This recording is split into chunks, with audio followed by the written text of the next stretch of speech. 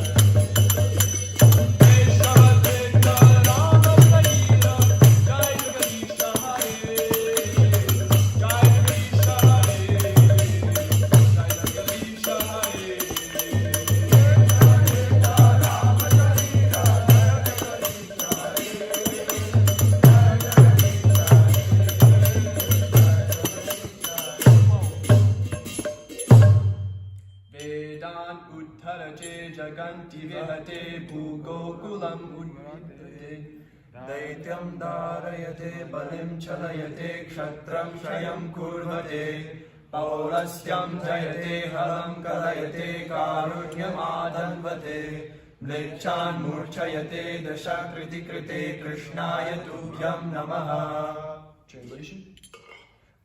O Keshava, O Lord of the universe, O Lord Hari, who have assumed the form of a fish, all glories to you.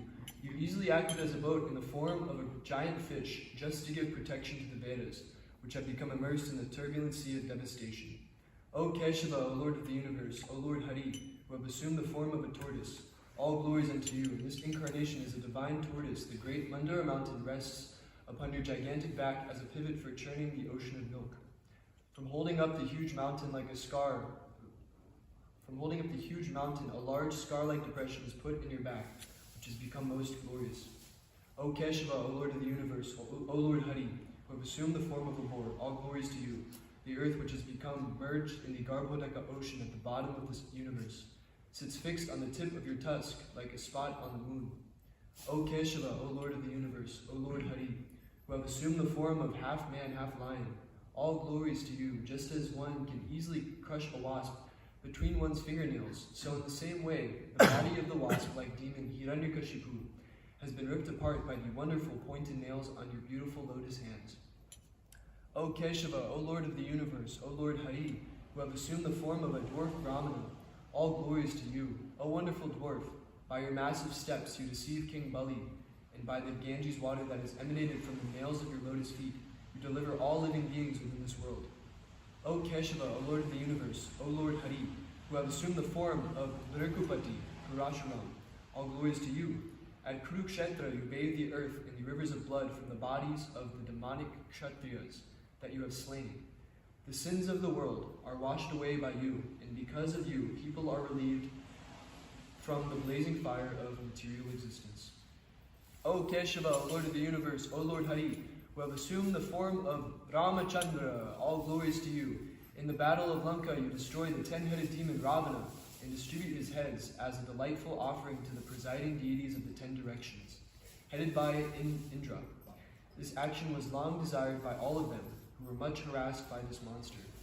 O Keshava, O Lord of the universe, O Lord Hari, who have assumed the form of Balaram, the yielder of the plow, all glories unto you. On your brilliant white body you wear garments the color of a fresh blue rain cloud. These garments are colored like the beautiful dark hue of the river Yamuna, who feels great fear due to the striking of your plowshare.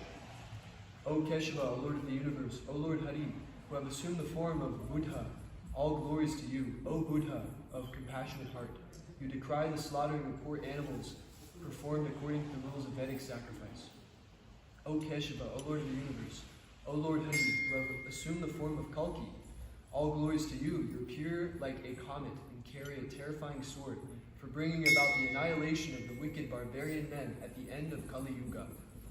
O Keshava, O Lord of the universe, O Lord Hari, who have assumed these 10 forms of incarnation, all glories to you.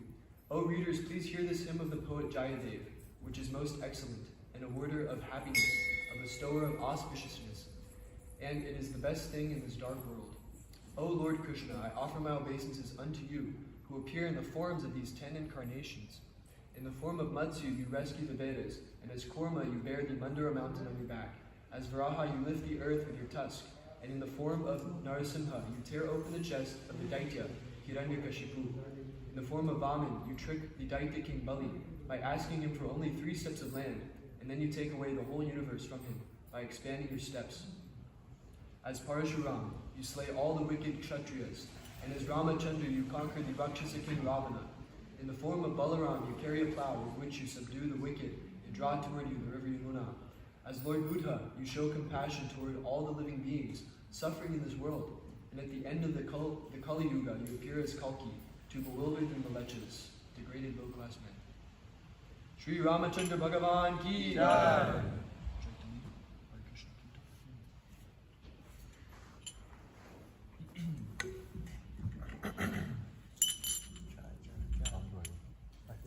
Until Krishna starts his class. Well, maybe just go until he gets something else. Hare Krishna, Krishna Krishna, Hare Hare,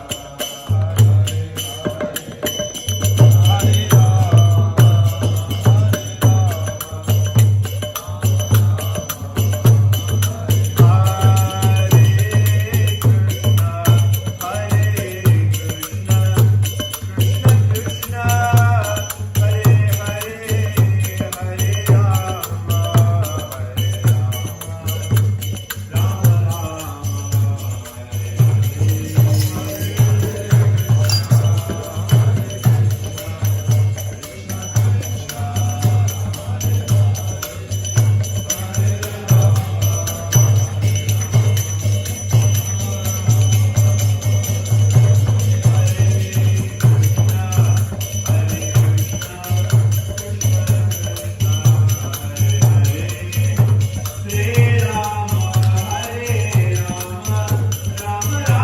Hare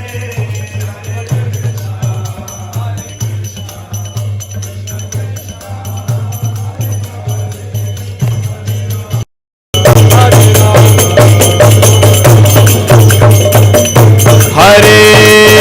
Krishna Krishna, Krishna Krishna, Hare Hare, Hare Rama, Rama Rama, Hare Hare.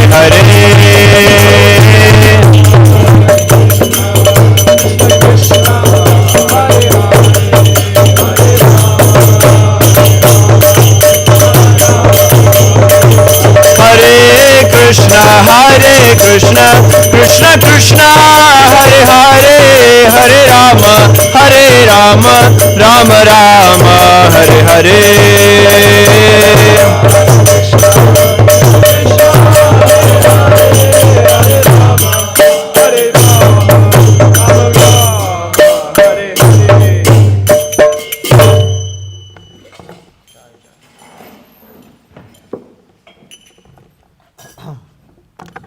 जय ओम विष्णुपाद परमहंस परिव्राजकाचार्य श्रोत श्री श्रीमद अभय चरणारविंद भक्ति वेदांत स्वामी शिल प्रभुपाद की जय। जय ओम विष्णुपाद परमहंस परिव्राजकाचार्य श्रोत श्री श्रीमद शिल भक्ति सिद्धांत सरस्वती ठाकुर गोस्वामी प्रभुपाद की जय। अनंत कोटि वैष्णव वृंद की जय। नामाचार्य शिल हरिदास ठाकुर की जय। प्रेम से कहो श्री कृष्ण चैतन्य प्रभु नित्यानंद श्री अद्वैत गदाधर श्रीवासादि गौर भक्त वृंद की जय। श्री श्री राधा कृष्ण गोप गोपी गो श्याम कुंड राधा कुंड गिरि गोवर्धन की जय। वृंदावन धाम की जय। मथुरा धाम की जय। मायापुर धाम की जय। नवदीप धाम की जय। गंगा मई की जय। यमुना मई की जय। भक्ति देवी की जय। तुलसी महारानी की जय। समवेत भक्त वृंद की जय। गौर प्रेमानंदे हरि हरि बोल। All glories to the assembled devotees, Hare Krishna. All glories to the assembled devotees, Hare Krishna. All glories to the assembled devotees, Hare Krishna. All glories to Sri Guru and Sri Gauranga. All glories to Srila Prabhupada. Namo Vishnu Padaya Krishna Prishtaya Bhutale Srimate Bhakti Vikas Swami Namane. Om Vishnu Padaya Krishna Prishtaya Bhutale Srimate Bhakti Vedanta Swami Namane. Namaste Saraswate Deve Gauravani Pracharane Nirvishesha Shunyavadi Paschatya Deshatarane. You pull up 2723. We chant this now every morning. So somebody can pull up 2723 on the screen. Om Namo Bhagavate Vasudevaya. Om Namo Bhagavate Vasudevaya. Om Namo Bhagavate Vasudevaya. Reading from Srimad Bhagavatam, Canto 2, Chapter 7, Text 23. We're chanting this every morning, so I'm just going to chant and y'all can just repeat. Asmat prasada sumukha kalaya kalesha Ikshvaku vamsha avatirya guror nideshe Tishtan vanam sadayitanuja avivesha Yasmin virudhya dasakandhara artimarchat. Okay, word to word translations. Asmat, unto us, beginning from Brahma down to the insignificant ant. Prasada, causeless mercy. Sumukhaha, so inclined. Kalaya, with his plenary extensions. Kaleshaha, the Lord of all potencies. Ikshvaku, Maharaj Ikshvaku, in the dynasty of the sun. Vamshe, family. Avatirya, by descending in. Guroho, of the father or spiritual master. Nideshe, under the order of. Tishtan, being situated in. Vanam, in the forest. Sadaidanujaha, along with his wife and younger brother. Avivesha, entered. Yasmin, unto whom. Virudhya, being rebellious. Dashakandharaha, Ravana, who had 10 heads. Artim, great distress. Archat, achieved. Translation purport by His Divine Grace A.C. Bhaktivedanta Swami Srila Prabhupada. Due to His causeless mercy upon all living entities within the universe, the Supreme Personality of Godhead, along with His plenary extensions, appeared in the family of Maharaj Ikshvaku as the Lord of His internal potency, Sita. Under the order of his father, Maharaj Dasharat, he entered the forest and lived there for considerable years with his wife and younger brother. Ravana, who was very materially powerful, with 10 heads on his shoulders, committed a great offense against him and was thus ultimately vanquished. Purport: Lord Rama is the Supreme Personality of Godhead, and his brothers, namely Bharata, Lakshmana and Shatrugna, are his plenary expansions. All 4 brothers are Vishnu Tattva and were never ordinary human beings. There are many unscrupulous and ignorant commentators on the Ramayana who present the younger brothers of Lord Ramachandra as ordinary living entities. But here in the Srimad Bhagavatam, the most authentic scripture on the science of Godhead, it is clearly stated that his brothers were plenary expansions. Originally, Lord Ramachandra is the incarnation of Vasudeva. Lakshmana is the incarnation of Shankarshan. Bharata is the incarnation of Pradyumna. And Shatrugna is the incarnation of Aniruddha. Expansions of the personality of Godhead. Lakshmi Ji Sita is the internal potency of the Lord and is neither an ordinary woman nor the external potency incarnation of Durga. Durga is the external potency of the Lord and she is associated with Lord Shiva. As stated in the Bhagavad Gita 4.7, the Lord appears when there are discrepancies in the discharge of factual religion. Lord Ramachandra also appeared under the same circumstances, accompanied by his brothers, who are expansions of the Lord's internal potency, and by Lakshmi Ji Sita Devi. Lord Ramachandra was ordered by his father, Maharaj Dasharat, to leave home for the forest under awkward circumstances. And the Lord, as the ideal son of his father, carried out the order even on the occasion of his being declared the king of Ayodhya. One of his younger brothers, Lakshmanaji, desired to go with him, and so also his eternal wife Sitaji desired to go with him. The Lord agreed to both of them, and all together they entered the Dandakaranya forest to live there for 14 years. During their stay in the forest, there was some quarrel between Ramachandra and Ravana, and the latter kidnapped the Lord's wife Sita. The quarrel ended in the vanquishing of the greatly powerful Ravana along with all his kingdom and family. Sita is Lakshmi ji, or the goddess of fortune, but she is never to be enjoyed by any living being. She is meant for being worshipped by the living being along with her husband, Sri Ramachandra. A materialistic man like Ravana does not understand the great truth, but on the contrary, he wants to snatch Sita Devi from the custody of Rama and thus incurs great miseries. The materialists who are after opulence and material prosperity may take lessons from the Ramayana that the policy of exploiting the nature of the Lord without acknowledging the supremacy of the Supreme Lord is the policy of Ravana. Ravana was very advanced materially, so much that he turned his kingdom Lanka into pure gold or full material wealth. But because he did not recognize the supremacy of Lord Ramachandra and defied him by stealing his wife Sita, Ravana was killed, and all his opulence and power were destroyed. Lord Ramachandra is a full incarnation with 6 opulences in full, and therefore he is mentioned in this verse as Kaleshaha, or master of all opulence.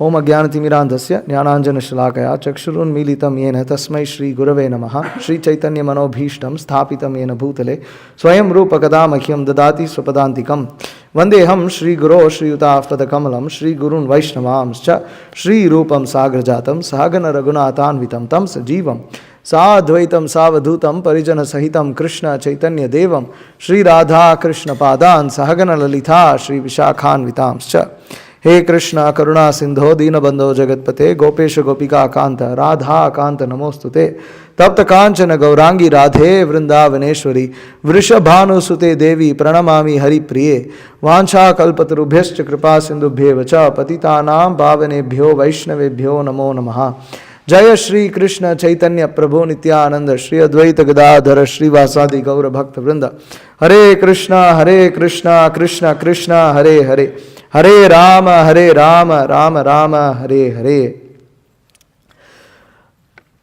So, I chose to read this verse because it nicely summarizes the pastimes of Lord Ramachandra pretty much in one verse. And today being Rama Navami, this is a very special day for Vaishnavas, and Vaishnavas of all sampradayas celebrate this festival. Also like to say a word of thanks to our guests here who came in spite of this, deluge outside. So yeah, thank you again. Today is a very special day, so you will be blessed by Lord Ramachandra for coming. Okay, so the story of Lord Rama, the incarnation of the Supreme Personality of Godhead, is described in the book known as the Ramayana. Now, historically, throughout tradition, all Vaishnavas, whichever sampradaya they may belong to, are fully, they're well versed in the story of Lord Ramachandra. And therefore, for those who are desiring to be Vaishnavas, who are aspiring to be devotees of the Lord, they must learn the story of Lord Rama. They must read Ramayana. Ramayana is a very, very important text in as part of the Vaishnav literature, the Vedic Vaishnav literature. And it's well known, even Lord Chaitanya's associates, all of them knew about Lord Ramachandra and his pastimes. And so, those of you here who haven't read Ramayana, please do so. It is a very, very important book and it's very enriching. Why is this? So here, the Supreme Personality of Godhead, due to his causeless mercy upon the living entities in this universe, descends in the form of Lord Ramachandra. Why does he descend? Apparently, the main reason, is that he came to kill this Ravana upon the request of the demigods. The demigods are his devotees, and this Ravana, the name Ravana, actually is derived from the word one who makes others cry. This Ravana, because when he was born, and the living entities in the universe, they started crying because it was such a terrible, day. It was such a horrible demon has been born, and so therefore he was named Ravana.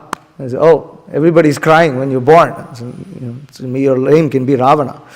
So, this Ravana was extremely powerful, and he was terrorizing all the demigods. He had practically everyone in the universe under his control, with the exception of Lord Brahma and Lord Shiva.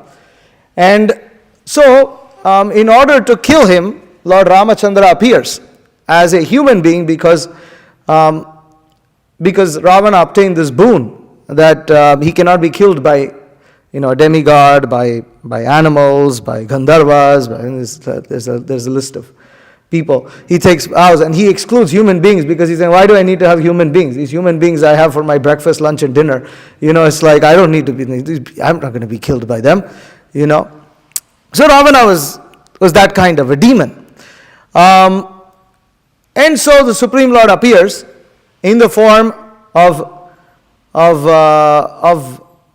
Lord Rama as a human being in the dynasty of Ikshvaku, and he engages in his pastimes, which eventually lead to the destruction of Ravana. Now, so that is a simple summary. We just read what happened in that Rama was ordered by his father to be banished to the forest, and then in the forest he's living with his wife Sita and brother, and then Ravana becomes attracted to his wife, kidnaps her, and then Rama goes to Lanka, the kingdom of Ravana, slays Ravana, and retrieves Sita back, saves Sita back from Ravana. And in this way the pastime goes on. So there's a lot of details in between. Now, because this is Rama Navami, I thought I could address a few of the pastimes of Lord Rama and also explain why Lord Ramachandra is so celebrated. See, among the different incarnations of the Supreme Lord, Lord Ramachandra is one of those incarnations where he's displaying all his 6 opulences. And Lord Ramachandra displays a characteristic which is otherwise not so well known about God. And that characteristic is his saulabhya, that he is easily accessible. He's very easy. Even though he's so great, Lord Rama appears in the dynasty of Ikshvaku, and this is the emperor of the world. And so the emperor of the world, and we can't even approach, even to approach just a regular elected official is a challenge. What to speak of approaching the head of a country? And at that point, that was the head of the entire world, the emperor of the world. But yet, Lord Ramachandra was very easily accessible. And how did he make himself even more accessible? That when he was cursed, when he was basically ordered to go to the forest, at that time, Lord Ramachandra, even though he's the protector, he meets the sages in the forest. And he also meets other associates of his, such as the Vanaras, the monkeys who assisted Lord Rama in his mission in retrieving Sita back. So this accessibility of God is something that is amazing. And so I thought I will go through some of the descriptions of his qualities that are described in this summary of the Ramayana. The first chapter of Canto 1 describes the Ramayana summarized.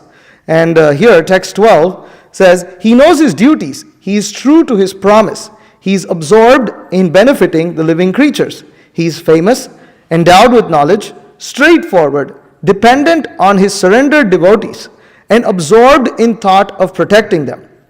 He is equal to the Prajapati in the matter of protecting the universe. He is inseparable from Shri, the goddess of fortune. He nourishes his devotees and destroys their obstacles. So, these are very, very attractive qualities for one who's trying to worship God. There is a story that I just heard in my Guru Maharaj, Bhakti Vikas Maharaj, in a lecture. He was saying recently there's a story that God wanted to, this is in the Bible, God wanted to test one of his devotees. I forgot the name. Huh? Job? Joba. Job, yeah. So Job, God wanted to test Job's faith. So he takes away all of his children. One by one, they all die. And then he takes all his wealth away. He takes everything away from him. And Job's left with nothing. And then Job asks God, so why did you do this to me? He said, because I'm God. I can do anything. Yes, that's true. We all accept that God can do everything, but it doesn't become very inspiring to worship a God who can do things like that to you. So, Lord Ramachandra is not just, his incarnation is not just a gross display of the power of God. God has power, and one can see that power in Lord Ramachandra's pastimes. One can see how he killed Ravana. There's, in the army of Khara and Dushana, Khara is the brother of Ravana, and what is it? 14,000, 11,000 soldiers, I forget. 14,000. So 14,000 Rakshasas are killed single-handedly by Rama. Single-handedly, he destroys all of the 14,000 army, just single-handedly with his bow and arrow. He literally slaughters the entire army. And other than that also, it can be seen, like when Sugriva doubts. So this is another example. Sugriva is the friend of Ramachandra. He is the monkey king who will assist Rama in retrieving Sita back. Why does God have to do all this? Why does God have to take help of a monkey king and this and that? Because he loves his devotees. He loves his devotees and he allows them to interact with him. So Sugriva is this monkey king who Rama has a bond of friendship with. And in this bond of friendship, Rama assures Sugriva that he will kill his brother Vali, who has usurped the kingdom, and his wife, Sugriva's wife, from Sugriva.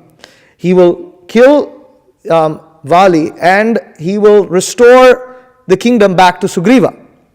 So Sugriva is doubtful. So he says, how can you do this? Do you understand how strong Vali is? Do you have any idea?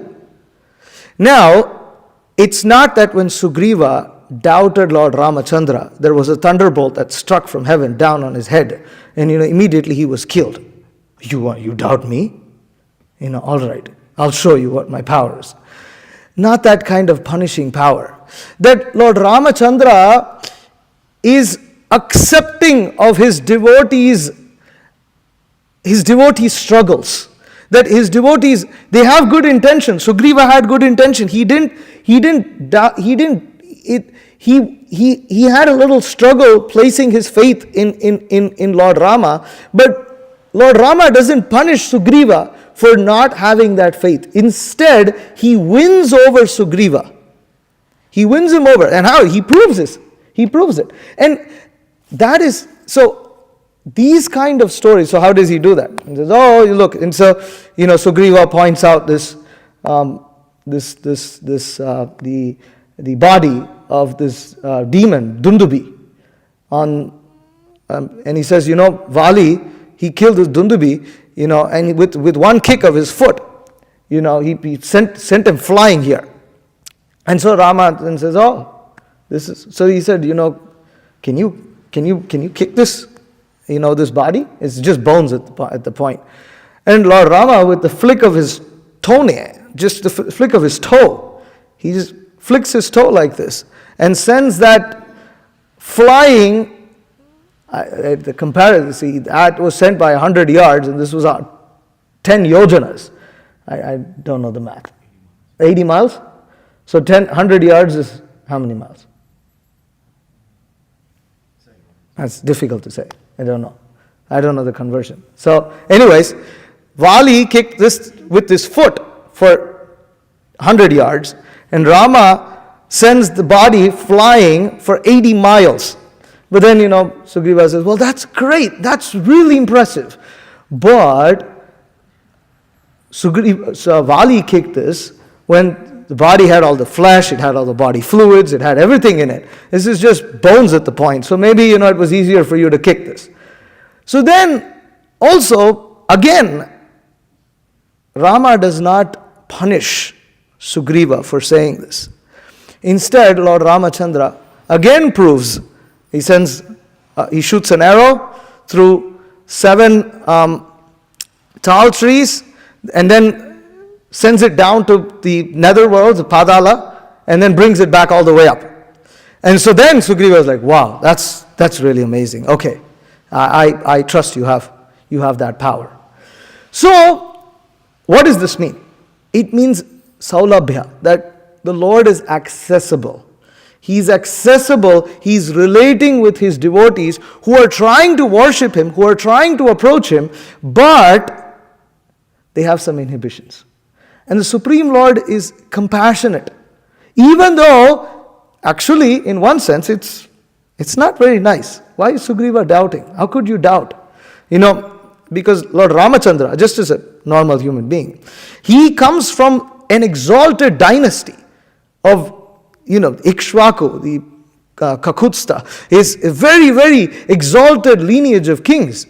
And to just doubt the word of anybody who comes in that dynasty is just a straight up offense. It's looking very down on them. And who is Sugriva? He's a monkey living in the forest. What's your qualification to doubt the emperor of the world? Just ordinarily speaking, an emperor, you doubt me, okay, stay in your forest. But no, Lord Ramachandra is not, he's compassionate. So he's absorbed, he's like, okay, and why? Because deep within, Sugriva is a devotee of Lord Rama. He has affection for Lord Rama, and Lord Ramachandra doesn't forget that affection. He reciprocates with that affection of Sugriva. So this kind of saulabhya, this where Lord Ramachandra is accessible to those who are fallen, but yet those who are his devotees, that is a very, very endearing principle. And this you see throughout in the Ramayana. There's so many wonderful incidents like this. In fact, it's said that in this summary, it's said, so when we're talking, he knows his duties. He's true to his promise. He's absorbed in benefiting. So the purport goes on, he knows his duty of protecting those who have surrendered unto him. So, when somebody surrenders unto the Supreme Lord, anybody, we had discussed this last year in the cardinal teachings of Ramayana, that the nature of surrender is that when one surrenders to a person who is qualified, one must receive protection. If that person is qualified, he must give protection. Otherwise such a surrender is faulty because it was given to a person who is not capable of surrendering, or the person who surrendered did not actually surrender. It was only in name. So, but for those who actually surrender to Lord Rama, he protects them. So, one example that's given in this regard is Vibhishana. That Vibhishana, the brother of Ravana, who had a difference of opinion with his brother Ravana. What does he do? He gives up everything. He leaves. He literally leaves everything and surrenders unto Lord Ramachandra. He doesn't know what is. He forgot. He left his wife. He left his children. He didn't, because he could no longer stay with this Ravana. This Ravana was a demon who had kidnapped somebody else's wife, is inviting his own doom, not somebody else's. This is the Supreme Lord's wife. And Vibhishana is trying to put some sense into Ravana, and Ravana instead declares him as a traitor in the entire royal assembly. And so Vibhishana has gone too far. I can't stay with this brother, this Ravana. I mean, he's my brother. I love him, but he doesn't appreciate my love for him. And so, in order to not stay in the association of those who are envious of the Supreme Lord, Vibhishana gives up the association of those who are against the Supreme Personality of Godhead. Without any consideration of his own material welfare, he goes and surrenders himself unto Lord Rama. And Interestingly, in the Ramayana, you will notice that, so when Vibhishana goes to meet Rama, two of his other closest associates, they're his friends, they're his close associates, they also leave with him. They're like, oh, Vibhishana is not here, we're piecing out too, and they just leave. So they leave with him, and it's actually Vibhishana's devotion that is glorified there. The other two personalities they hardly receive any mention. They're there because they're there with him. That's about it. Now when Vibhishana surrenders to Lord Rama, Rama does a few things. Okay, first off, that's where you have this famous verse where Lord Rama says that this is Sakrideva Prapanna Yastavasmiti Chayachate Abhayam Sarvada Tasmai Dadami Etad Vratam Mama.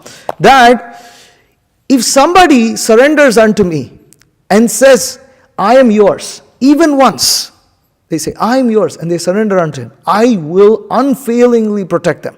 Even if they are my enemy, I will protect them. This is my vow. This is my promise. Dadami etat vratam mama. This is my vrata. Vrata is a vow. But it's vrata is very closely related to the word austerity also, tapas. Like when you undertake a vrata, it means it's a severe vow. It's not some simple vow. It's a penance. It's a penance that's undertook very rigidly for a particular result. In this case, the Supreme Lord vows to protect that he's taken this vow. In what is the result? In order to award shelter to those who have surrendered to him. So it's a severe vow, and this is important to understand because it is actually quite difficult to provide shelter to those who are surrendered to us. Why is that the case? Because Prahlad Maharaj himself says that. Bala Sineha Sharanam Pitarao Nrsimha. The child can surrender to the father. Bala Sineha Sharanam, surrender, Pitarao Nrsimha. But what is the use? Nardasya Chadakam Udvanti Majjato Nauhu. What is that? Next one. Tad Vidhi. Ihanja Sheshas. Tavad Tanu Vibho Tadu. Anyways, I'm mixing it up. Tavat tanu vibho tadupekshitanam. What was the third line? I forgot. Anyways. So that, for instance, a person traveling on a boat may take shelter of a boat. What is the use? What is the use? It can easily get sworn away. Similarly, how much can a father protect his son? But Lord Ramachandra will unfailingly protect his devotees. How do we know? You see, Lord Rama, he has an army of monkeys. He's on the other side of the ocean. They are trying to figure out how to cross the ocean and get into Lanka. And at that point of time, Vibhishana is inside Lanka, arguing with Ravana, trying to put some sense in his head that, listen, Rama is going to come and butcher you and completely destroy this kingdom. Everybody is going to die because of you wanting this one woman who is actually the wife of someone else. Give up this horrible desire because you have the noose of death is on your neck. And try to understand, otherwise, and Ravana is like, this is such a big fool. What has he got over there? A bunch of monkeys on the other side of the ocean. And you are telling me that this mere human being is going to kill me. So and from a logical perspective, it seemed like, how is Rama? So, and what is Rama got? He's been banished from his own kingdom. He doesn't even have his own kingdom. He's been banished from his own kingdom. He couldn't protect his wife. His wife got kidnapped by me. And, okay, he's really upset that, with me, and he's going to come and kill me. And who has he got? Some monkeys. That's what you could muster? Okay, if he had perhaps summoned the demigods, there's something there. You summon a bunch of monkeys? And it's like, and this is supposed to be Vishnu?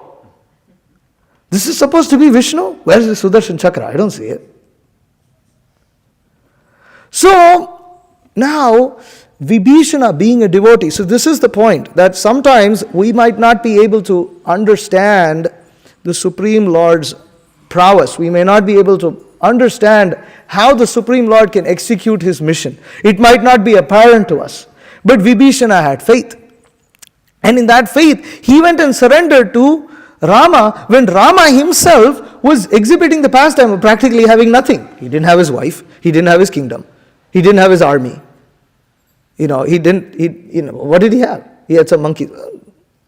What did he have? When Vibhishana goes and surrenders to such a personality, giving up his kingdom, giving up his wealth, giving up all the protection that he has, his children, his wife, he gives up everything. And he goes and surrenders unto the Supreme Lord. How is the Supreme Lord supposed to protect? He has taken a vow that he will protect. And what does the Supreme Lord do? At that point, he gives hope to... Vibhishana is coming. He is not coming because he wants to become the kingdom. He wants to become the king of Lanka. He's not coming with anything. He's just coming. Supreme Lord, I'm yours now. You tell me what you want me to do. You are the Supreme Personality of Godhead. You maintain the entire universe. You maintain all the living entities in this world. Therefore, I have no concern for my maintenance. I am now a surrendered soul unto you. You please engage me in your service. This is Vibhishana's.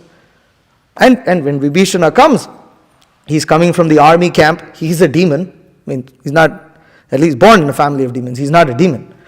But he's born in a family of demons. He's a brother of the biggest demon on the in the universe. And so the accompanying monkeys, including Sugriva, they feel this must be some plot. This must be some what is that? Some trick, scheme. There's some word, the specific word for this. It could be a setup. It could be a plot. So this could be a plot. And they say, but Rama is like, no. If somebody comes and surrenders unto me, even if he be my enemy, I will deliver my protection. I will give him protection. And Hanuman, being in the mood, understanding the mood of his Lord, being a true devotee of the Supreme Lord, understands this and says, no, I think Vibhishana is coming with a sincere intention. He should be accepted. So, now note, when Vibhishana surrenders, his other two associates, because of faith in Vibhishana, also surrender. But they themselves, they are not approaching Rama by their own accord. But Rama nevertheless gives the same protection that he gives to Vibhishana. He gives it to both of them. This is Lord Ram. This is the Supreme Personality of Godhead. This is how wonderful the Supreme Lord is.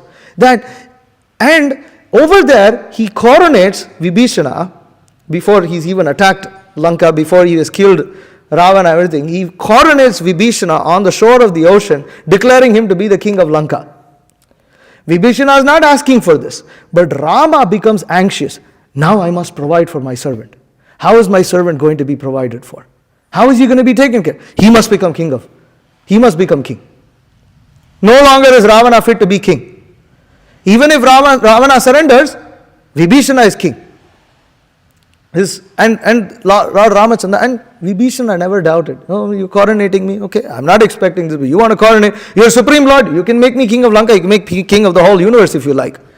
He didn't doubt. So, Acharyas explain that when Lord Rama, after Vibhishana came and surrendered, Lord Rama was anxious to kill Ravana, not so much because he wanted to retrieve Sita back, but because retrieving Sita back and killing Ravana was just like side effects. It was just side stuff that happened. The main thing was, now Vibhishana has to become king of Lanka. This is the main thing. I need to give Vibhishana a kingdom. And the kingdom is Lanka. And Vibhishana must rule over these Rakshasas. And that was his main task. And therefore, even after Ravana was killed, Rama was still in anxiety. And it is said, why was he in anxiety? Because he thought, you see, this Vibhishana is very surrendered. What if he says, I don't want this kingdom, like Bharata? I don't want this kingdom. What if he says that? Then what am I going to do? So when Vibhishana actually accepts the kingdom and actually becomes king, Rama becomes pacified. He actually becomes happy. This is very interesting because that's how selfless the Supreme Lord is. That his wife, Sita Devi, got kidnapped. But even that, even his own wife, and therefore, this nice verse here, that he's true to his promise, Satyasandha, that apyaham jivitam jahyam tvam va site cha lakshmanam nahi pratignyam samshrutya brahmanebhyo visheshataha. O Sita, I can give up my life or you and Lakshmana, but I will never fail to fulfill a promise that I have made, especially to the Brahmanas. So he's particularly famous for those who surrender unto him. So this is Lord Ramachandra. And by reading about Lord Ramachandra's pastimes, one is able to approach the Supreme Lord and feel sheltered by him, have faith that he will protect his servants because he protected so many people. The whole Ramayana is full of pastimes like this. And that is why the Ramayana is so famous. The Ramayana, actually, it is a text, it's a Vaishnav text that encourages people to approach the Supreme Lord for the sake of Dharma, Artha, Kama and Moksha. But by doing so, it actually draws them to the qualities of the Supreme Lord. And then it gives a glimpse into unalloyed devotional service, ahaituki apratihata bhakti. That to approach God for the sake of wealth, for the sake of relieving one's miseries, chaturvija bhajante mam jana sukriti norjuna, artho jigyasur arthati jnani cha bharatarshava. That there are four kinds of people who approach the Supreme Lord. There's those who approach him for material prosperity. There's those who approach him seeking relief from distress of material misery. There are those who approach him just inquisitive. Who is this? Inquisitive. They become inquisitive. So they just see the temple or they see the devotees and they're like a little curious, and then they come and then they approach him like this. And then the fourth is jnani, one who's actually after knowledge, who's actually trying to understand who is God, who am I, what is the purpose of human life. And so Krishna says that they're all great. What is that verse? It comes 2 verses after this. No, the verse after that. Udara sarva evaite. Udara, they are all broad-minded. Udara sarva evaite. Jnani twatma iva me matam. But the jnanis are the best because they are approaching me to understand me. They are approaching me because the others, they are approaching because they want something. Now, even such an approach is encouraged in the Ramayana. But the expertise of the way Valmiki has presented the Ramayana is that it draws one to the qualities of Lord Ramachandra, and one starts to meditate, one starts to develop affection upon this. That one may approach Lord Rama for a particular reason, but after he approaches Lord Rama, because in order to approach Lord Rama, one starts to understand a little bit about Lord Ramachandra, and then one gets to see the other pastimes of Lord Ramachandra and think, oh wow, this is all very wonderful. Let me continue. Let me read. Let me understand. So this is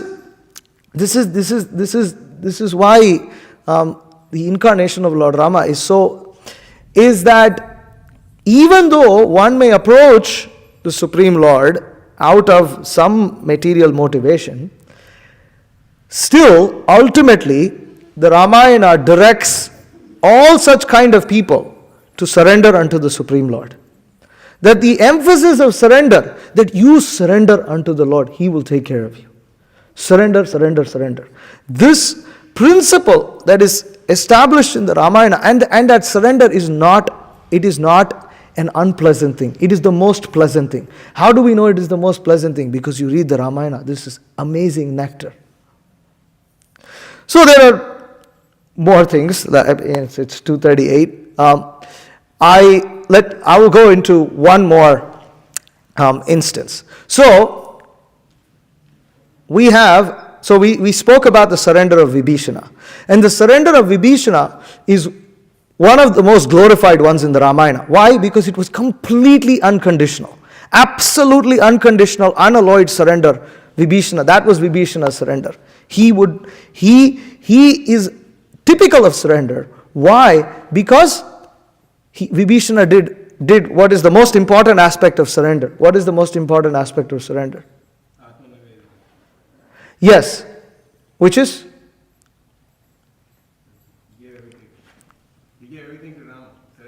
Yes. Little more refining there. What is the ultimate principle of devotional service? Complete dependence on the Supreme. Complete dependence on the Lord. No. That is there, huh? Yes, but a little further. Giving up everything, that is?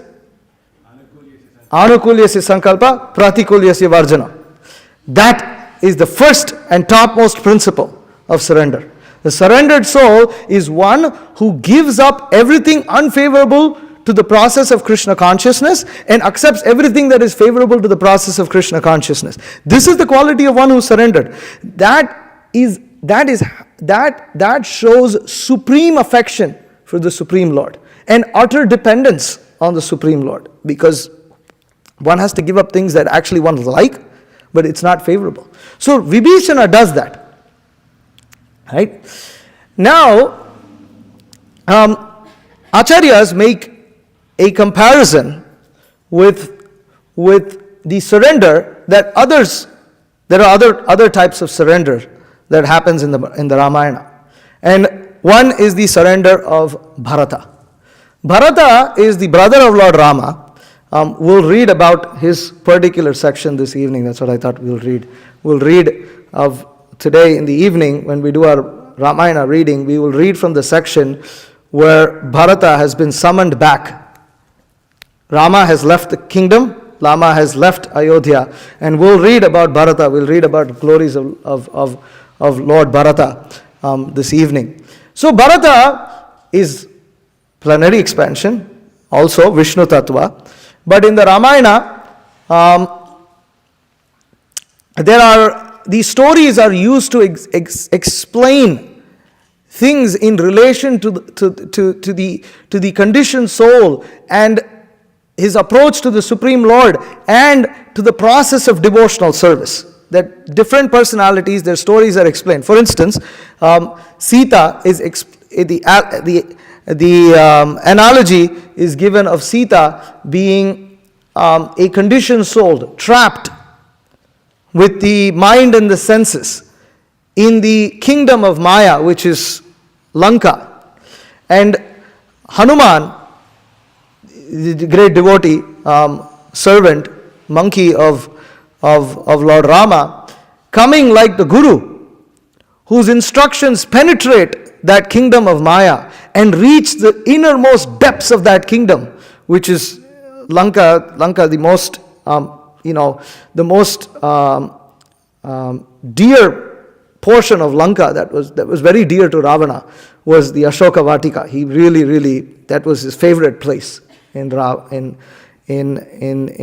Lanka. And there is Sita Devi. So just the conditioned soul is like situated within the innermost recesses of the body, very deep within, covered with all this, covered with the 5 elements and all the blood, flesh, and all the nice things. And so it's almost impossible. It's so well covered that most people don't even recognize that there is a spirit soul. So the Guru's instructions penetrates all of that and reaches that conditioned soul and gives that conditioned soul hope. So it's very, very nicely explained, especially when Hanuman approaches Sita. Sita is in a very distressed condition, so the soul is distressed. He's distressed, being tormented by Ravana, tormented by the mind, tormented by the senses, who are simply giving him misery. And the spirit soul is almost hopeless, practically hopeless. And at that time, the first thing that the spiritual master says, the first thing that Sita Devi heard from Hanuman, what did she hear from Hanuman? First thing. Rama. The holy name Rama. That the holy name penetrates and gives that hope and nourishes that spirit soul deep within. And immediately Sita Devi is stopped. She was going to commit suicide. She was going to kill herself. She was feeling so hopeless, so distraught, that she couldn't bear it anymore. And at that time, the holy name comes to her. And Rama comes to her, and it's recited by the spiritual master. So this wonderful analogies, how when the holy name penetrates and actually touches the spirit soul, gets hope, it gets nourishment. And so so these wonderful analogies are found in the Ramayana.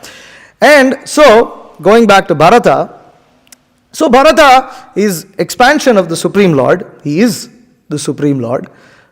And as Prabhupada, as we read in this purport, Srila Prabhupada explains how that some commentators, they consider Bharata, Lakshmana and Shatrughna to just be ordinary living entities. They are not. They're the Supreme Personality of Godhead themselves. Expansions of the Chaturvyuha. So, but yet, the example, the Supreme Lord enacts his pastimes in order to instruct us. And so Bharata, he doesn't want the kingdom. So Bharata is the example of a soul who wants to approach the Supreme Lord, who wants devotional service. Yet, Bharata, however, he wants devotional service, but he hasn't come to the point of completely understanding the Lord and his mission. That the Lord is Dharmavan, that he is the personality, the very Rama Vigrahavan Dharmaha, that Rama is the very embodiment of Dharma. And therefore Lord Ramachandra won't go for, when Dasharatha gives an instruction, as Prabhupada writes in the purport here, when Rama received the instruction from Dasharatha to leave the kingdom for a period of 14 years, that was an order. That is an order from the spiritual master. Father is one of the gurus. It's stated even in the Bhagavatam. So, it's an order from the spiritual master. Such an order is directly in line with the mission of the Supreme Lord. And such an order can never be neglected. Yet, even though Bharata had come up with a reason, Bharata did not want to accept the kingdom. And according to all the different rules of the other rules of dharma, all the other like codes of Vedic conduct and this and that, Rama should be the king. There is no reason why Rama should not be the king.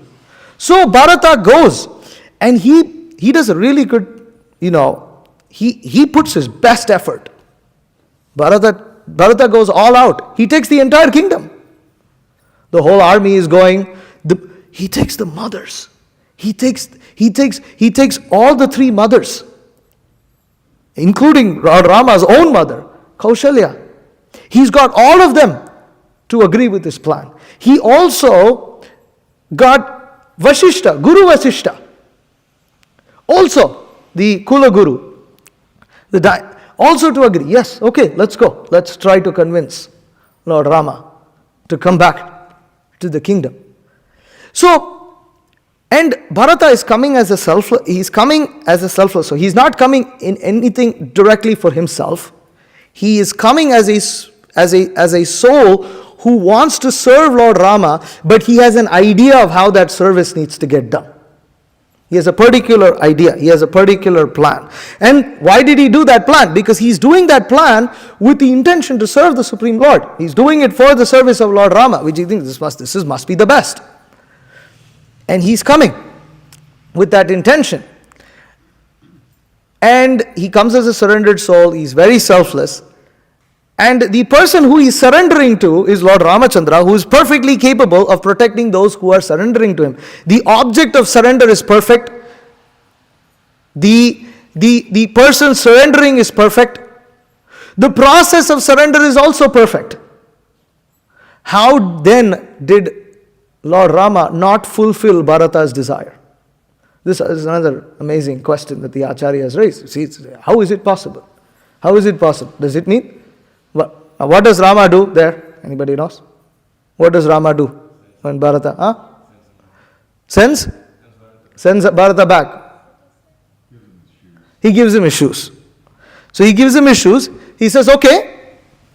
So, in one sense, Bharata's surrender was not completely in vain. Bharata did not want to be the king. That is fine. That's in relation to himself. That's okay. He didn't want to be the king. Okay. That Rama did not object. First he initially said, no, you can be the king. No, I'm not being the king. The kingdom belongs to you. Don't try to tell me to take something that doesn't belong to me. It doesn't belong to me. So he said, Rama, don't test me. Don't test me like this. I am your surrendered soul. Everything belongs to you, not me. I'm your devotee. Okay, so this is all perfect. But then, so Rama gives him his shoes, sends him back to the kingdom, says, okay, you take these shoes, and Bharata says, actually it was Bharata's request. So you give me the shoes, I will rule the kingdom on behalf of these shoes. And Rama accepts that. So in that way, the surrender was not in vain. But still, Bharata's full request did not get fulfilled. And the Acharyas explained that this is because the conditioned living entity, even though he is desirous of practicing Krishna consciousness, he still has some residual material desire, which means that he couldn't see the mission of the Lord perfectly. And he therefore had prarabdha karma. And because of this, he couldn't decipher the mission of the Lord completely, that he was trying to deter the Lord because the Lord himself is Rama Vigraha Dharma. He has come specifically in the incarnation of Lord Rama to establish Dharma. He's come to establish Dharma. He's come to establish the principles of Vedic life. And to deter him to do that was not going to work. And the other thing was, even if Bharata did not understand why Lord Rama was so fixed up, the point is the devotee needs to have faith in the mission of the Lord. That the devotee needs to have faith that the Lord must have some purpose, which is why he is so firm that even after Vashishta and others have told Rama, see, you can, if you want, you can still become the king. In spite of that, Lord Rama is fixed. That means the Lord has a purpose. And that purpose is not revealed at the moment. Nobody knew. In fact, Bharata does not know anything about Sita being kidnapped, about Ravana being killed. Nothing until literally the very end, when Hanuman is sent to Bharata. Rama sends Hanuman as an envoy to Bharata. And then Hanuman is relating the whole story, and Bharata is completely in amazement. All these things have happened. He didn't know anything. So Bharata couldn't find out that mission until after the mission had actually been executed. So Bharata is the example of a conditioned soul who is wanting to be Krishna conscious, who is very desirous to be Krishna conscious, yet is being held sometimes by his own residual material desires. And such a living entity has to undergo a process of little bit of penance where he has to tolerate, because the Supreme Lord will teach him through his life by teaching him different lessons, which he will have to undergo, by which he will give up his suffering. He will give up due to suffering, he will give up any remaining material desires. And so similarly, Bharata is the example of a soul who exemplifies the principle of tattenu kampam susamikshamano. That there is a verse in the Bhagavatam that devotees are very tolerant of the miseries that they might be experiencing. And because in the process there are so many difficulties that one has to go through in life. One may think, I've come to Krishna consciousness, why am I suffering? Why is there anything? Why is this going wrong? Why is that going wrong? Why is not everything perfect? Because we are not the enjoyers. We are meant to be fully subservient to the Supreme Lord, and our enjoyment is actually in connection with the Supreme Lord. That when we assist the Supreme Lord in his pastimes, we become fully satisfied. As can be seen in the example of Vibhishana. Vibhishana, he didn't have any problems because he just fully surrendered. That's it. He gave up everything. He fully surrendered. Now it was Rama's anxiety. So, in that sense, it's not that the process of surrender, when executed with good intention, it is not that it has no effect. As it can be seen later, Rama is anxious to get back to Bharata. He's anxious. He sends Hanuman, and then later he is telling Sugriva, I am very anxious to meet Bharata. And it also comes later in the Ramayana that Rama relates to Lakshmana. He says, I dream, when can I be back with my brothers Bharata, Shatrughna and you in Ayodhya? When will that day come? He says like this. So the Supreme Lord is anxious. It's not that, let this devotee stay in the material world. No, the Supreme Lord is anxious to bring that devotee back to him. But yet, he does want that devotee to develop the proper attitude. The proper attitude of devotional service. And through the process of devotional service, the Supreme Lord corrects that devotee by enabling him to go through some small token karma, as Srila Prabhupada would use that word, token karma. Not the actual karma, but some glimpse of it. And when that devotee goes through that, he realizes this is all because of my rascaldom. This is because of my own ideas. I have my own ideas. I have my own plan. It might even be for the service of the Lord, if it is a plan that, as in the case of Bharata, that goes against the mission of the Lord, then it's not going to happen. And therefore, that is the point that the Acharyas make, is that Rama was prevented from fully accepting Bharata's request because of the order of the spiritual master, because of the order of his father. And that the order of the spiritual master literally defines the mission of the Lord. It defines the desire of the Supreme Lord. And that takes paramount, it's topmost. And what can you understand from that? Because although Bharata might have been correct about all the other different dharmas, ultimately, sarva dharman parityajya mamekam sharanam vraja. Aham tvam sarva papebhyo mokshayishyami ma sucha. One has to give up all the other types of dharma. One may have all these different kinds of reasoning.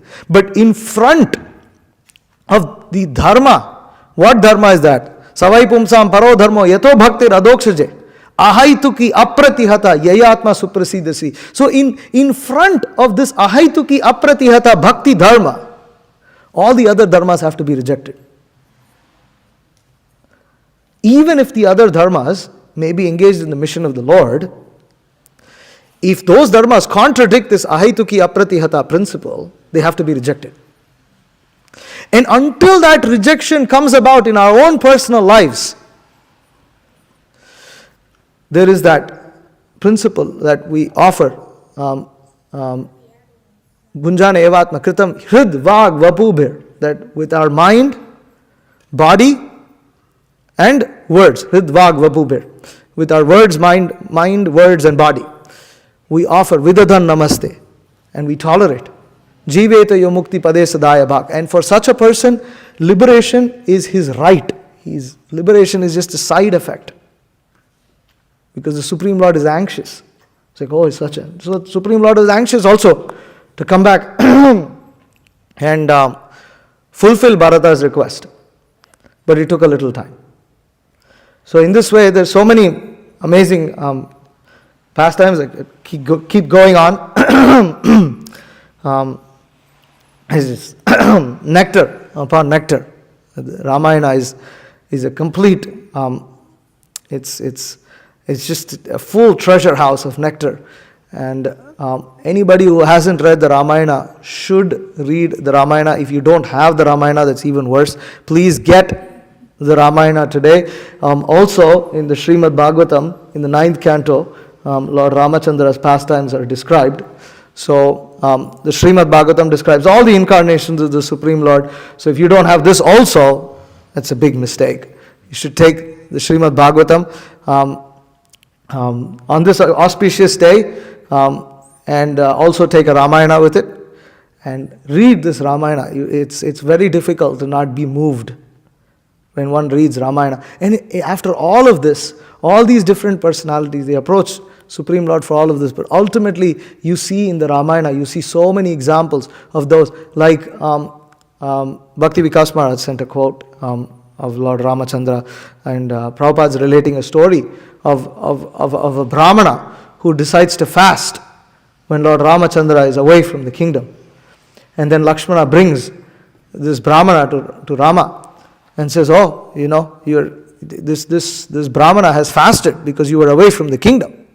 And so then Rama gives deities of himself to this Brahmana and asks him to worship. He said, when you worship, this is like worshipping me personally. And Prabhupada says that these deities are still somewhere in South India. I wish he told where. I don't know where. So, I don't know where those deities are. He says, still worship in South India. So, from this you can see that example of that Brahmana. He is not doing it for anything. He is attached to Lord Rama. He is attached, and you see that. So, Ramayana is an amazing text. It's a bridge where even those of us who have come to Krishna consciousness with the desire to practice ahaituki apratihata dharma, we may have some misgivings here and there. We may have some doubt. But when we read the Ramayana, it draws us. Oh, this is such a benevolent, such a merciful, such a wonderful Supreme Lord. How can we not worship Him? Apratastvam. What? Now I'm mixing it up. Apratastvam. What is this? Apratas. We're chanting it in the morning. Apratastvam tvaya kimnu. Is it tvam tvaya? Apratastvam tvaya kimnu Bhagavan Bhuvaneshwara yenno antar hridayam vishya tamo hamsi swarochisha. That what have you not done for us? Oh Lord, what have you not given us? So that feeling, if devotees haven't heard this lecture, I highly encourage you to hear this lecture. It's called Living with Lord Rama. There's a lecture by Bhakti Vikas Maharaj, just amazing class where you just hear that, you feel like you're in participating in Lord Ramachandra's pastimes. So that is the absorption that one gets. Lord Ramachandra's pastimes are very easy to appreciate because they are, Lord Ramachandra is a very perfect personality. He's accepted one wife, and he's very compassionate to his servants. He's very accessible. Even though he's an emperor, he associates with Nishada, Guha. Guha is a forest dweller. Nishada, and then with Shabari. Shabari is also a forest dweller, also a low class. Born from a low-class family. She's a woman. She's a female, tapaswini. She's a female mendicant who's living in the forest, extremely advanced soul. And Lord Ramachandra goes to meet her. So he's the emperor, but he goes and meets all these seemingly low-class people, and all that. Because he's Supreme Lord, he's accessible to everyone. So these pastimes of Lord Rama are very, very understandable. They're very easy to understand, and they're very endearing also. They draw one closer. And the Supreme Lord, when he appears as Krishna, there's more saulabhya. There is more accessibility, because anybody can become his mother. Anybody can become his friend. Anybody can become his lover. And like this. But that's further. That's later. That's for Janmashtami.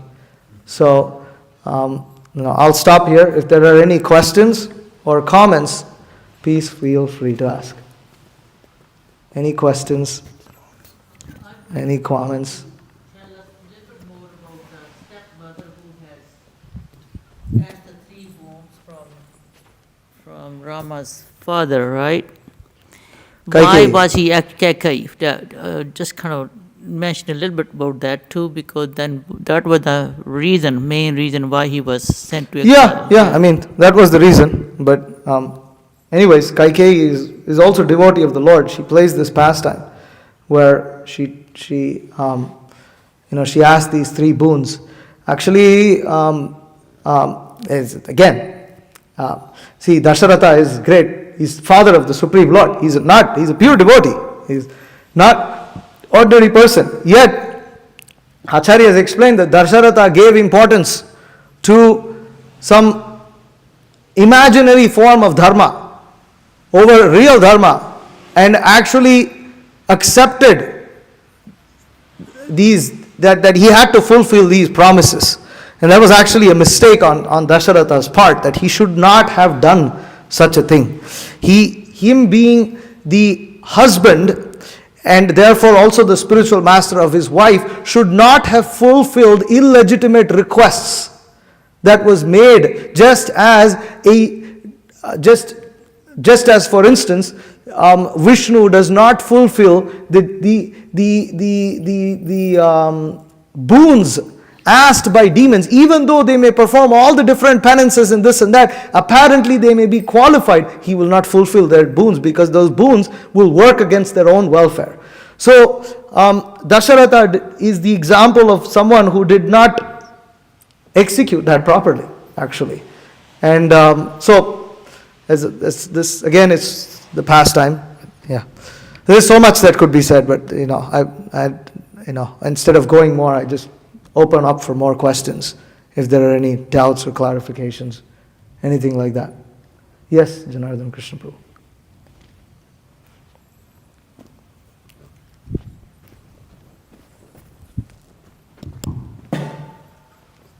Hare Krishna. Prabhu, I had two questions. My first question, we were talking about in the beginning how Lord Ramachandra, he specifically comes in or as like a human being. Is that in the same way that Krishna and Lord Chaitanya also come in sort of like the form of a human being, or is it different? What is that? Kritavan kila karmani saharamene keshava atimartyani bhagavan guda kapata manushaha. The verse is given right in the Bhagavatam, that Krishna along with Rama, different Rama, Balarama, Saharamena. So he appears as Guda Kapata. He comes covered as if a human being. So Lord Rama is, And then second question was... That's another factor that makes Lord Rama's, his pastime, his personality and all quite approachable, relatable, so as you can say.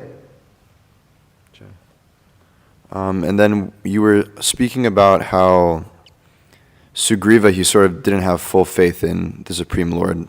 Primarily, I guess, because he didn't really have any evidence, I guess you could say, so he needed to have all these things proven to him. But you were also describing how Sita Devi, she also sort of like gave up hope and she was like, I'm just going to end my own life. How is it possible that even she could sort of give up hope? You know, having the Supreme Lord as her husband and everything. So, and that's probably explained further. I haven't read the commentaries of the Acharyas on that point. Have you got, is it published? No, it's not out yet. We've got to wait for the commentaries before I make a speculation on that. But there must be an explanation. Ultimately, yes, Prabhu. Ultimately, we see that this one explanation is bona fide, is that for the sake of pastimes, because Sita Devi is also, as the Acharyas explained, she's exhibiting the role of a conditioned soul who's going to be saved by the Supreme Lord, and going through the same difficulties, so as to say, that the conditioned soul may experience. So Sita Devi is exhibiting that, so that's one explanation that I did read in the cardinal teachings of the Ramayana. But I don't know if there's anything more, at least not off the top of my head. Yes, Prabhu. It says in the Valmiki Ramayana, in the one that we have with us, it says that she's just exhibiting a divine state of Vipralamba. That's also there, that's right. One of the symptoms of extreme Vipralamba is complete hopelessness. Extreme separation from the Supreme Lord is that.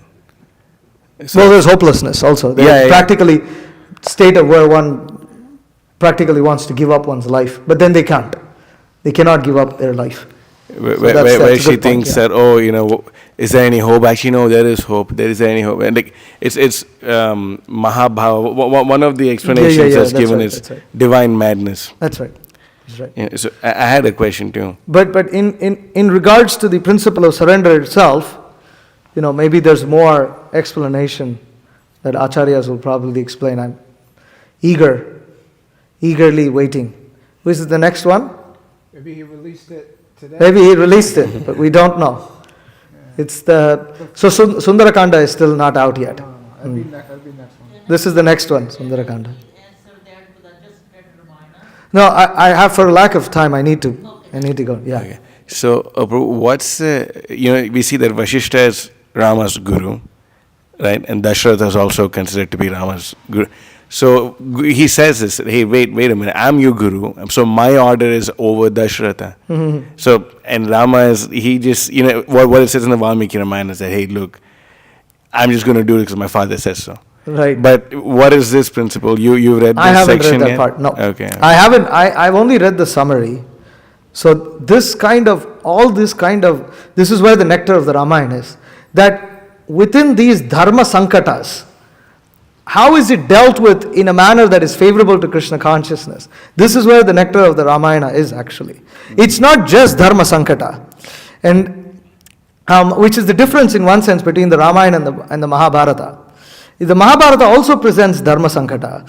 But the principle of surrender is a little, it's there in the Mahabharata, but it's a little more hidden because the Mahabharata explains all the other things also. But in the Ramayana, it's more direct, it's more straightforward because it's directly just Lord Rama's pastimes. So, I'm not 100% sure. Do you remember? I don't remember. I'm trying to remember. Yeah, there must be something that's said in that regard, but I don't have an explanation. He just says that my father asked me to do so. How can I go against the order of the king of the Ikshvaku dynasty? That's what he said. Yeah. So it has to be seen. What exactly? What to do? When so what is the explanation? What do the acharyas have as an explanation? Because Rama is not doing anything that is against dharma. That's the difference with Krishna. He doesn't. Krishna's incarnation is exhibiting. He's the enjoyer. He doesn't care. Ultimately, Krishna exhibits. What is that? Leela Purushottam Bhagavan. But Lord Ramachandra is Purna Purushottam Bhagavan. Maryada. Who's Purna Purushottam? I mean, that's for everyone. That's for everyone. That's it. Yeah. That's okay. Supreme. Yeah. Okay. So he's Maryada. So there must be a reason. I don't know.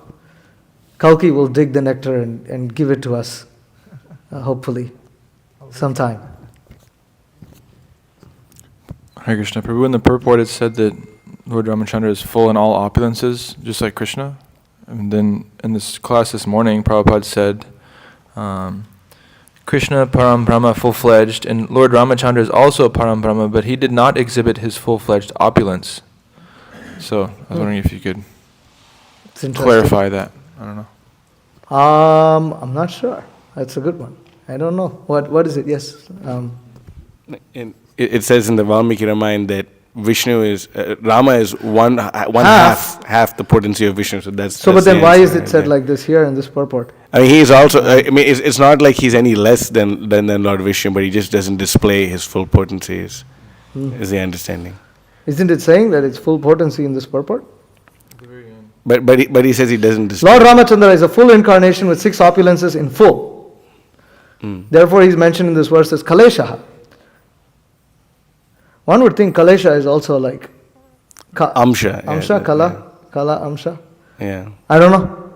That's a question for Jai Nityananda. Yes? It's simple. He's just saying he's got the full potency, he doesn't exhibit it. Yeah, I mean that's true for all of the incarnations of the Lord. That's true for all of the incarnations. But there's a little bit of a contradiction. I know several apparent. people, very wealthy people. If you look at it, you would not know. Yeah. That I accept that. That's understood. I mean, just one small thing, but, Can you hold it closer? yeah, just one small thing, but, what is that? Rupa Goswami in Laghu Bhagavatamrita, he does make the point, though, that the Nrsingadev, Krishna, and In Rama, that was Ramachandra- my understanding. Yeah, they do display all six opulences. All six in full. opulences. And so he goes to like explain that in detail, specifically those three. So, That- maybe just to add to that. Okay. That's called the Trump the Bhagavatam speaker question. Okay. So anything else? Any other questions? Yes. Just a couple comments on that. Anyways, I'll look more into that because it's disturbing my mind. But I do know that, one of the arguments that were brought up with Maharaj Dasarath, the thing is that when that whole pastime is going on, literally it goes back and forth. It's a lot of like, back there's and like forth. reasons like that said like, okay, what he did is like dharmic and such, and then the next like chapter will say actually what he did was like wrong, and the acharyas like give like both sides of it. One side that they give though that's saying how Dasarath was like wrong was that like he didn't talk to Vishishta about the whole thing. Right. the He didn't situation consult. happened. He didn't consult the spiritual Yeah. master. He didn't consult his minister. He didn't consult the brahmanas. Yeah. Yeah. They were just saying like he should have, like Yeah, he yeah, could've- yeah. like he did, like with his coronation, he did all that. and Yeah, everything, yeah. but He ignored him. It all Yeah. just happened in the matter of a few hours in the middle of the night. Yeah, Yeah. exactly. And then also too, the acharyas explained that whole situation, specifically with Kaikeyi and Manthara, that the demigods were kind of getting anxious because Ramachandra came here to kill Ravana, and they knew if he just hanging out in Ayodhya, Yeah. nothing would get done. So Yeah, they yeah. started to inspire them and speak Yeah. through them to Of make course, sure of he course. got cursed. Of course. But Ramachandra does like accept it as like dharmic. But I'm like curious to know exactly why he disregards Vashishta and their like implorations and such. Of course, ultimately, it's all inspired by Yoga Yeah, Maya, yeah, the internal potency of the Lord arranging. But, anyways, there's more training, more nectar, more angles of, vision on things. Anything from the Matajis? No. Okay. All right. I think we'll stop here. We'll not do japa. And we will instead ecstatically dance, sing, chant, and unveil those paintings of Lord Rama and then honor Prasadam. So any announcements? You want to make the announcements? The announcements are. And yeah.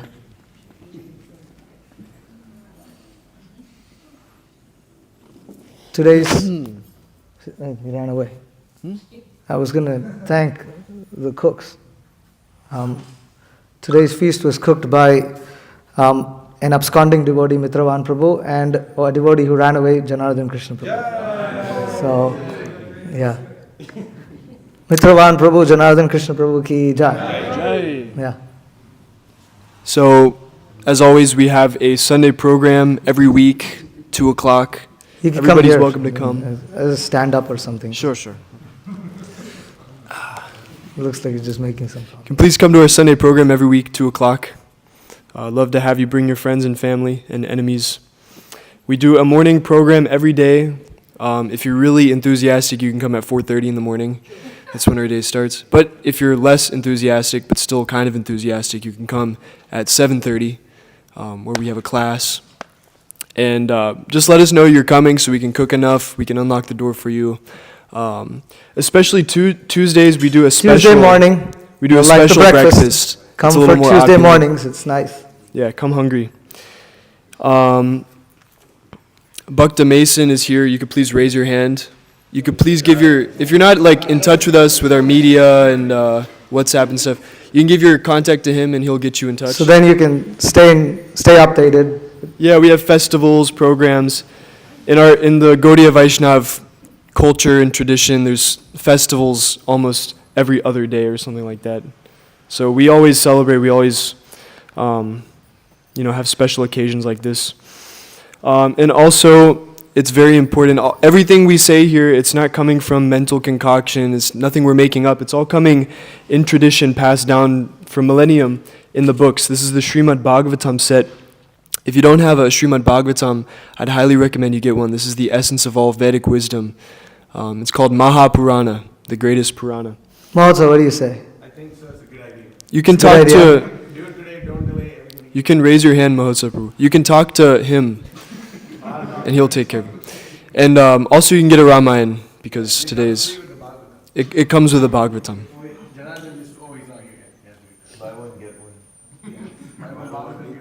Buy 18, get one. Okay. That's pretty good. Okay. All right. Hare Krishna. Thank you very much. So, Kirtan. Okay. Fired up. Chandan. Okay. Shri Ramachandra Bhagavan ki jai, Shri Rama Navami Mahamahotsav ki jai, Nitai Gaura Premanande Hari Hari Bo. Vancha kalpatrubhyasya kripa sindhubhyo cha patitanam bhavanam. Hare Krishna, Krishna Krishna, Hare Hare. We're going downstairs. Hare Rama,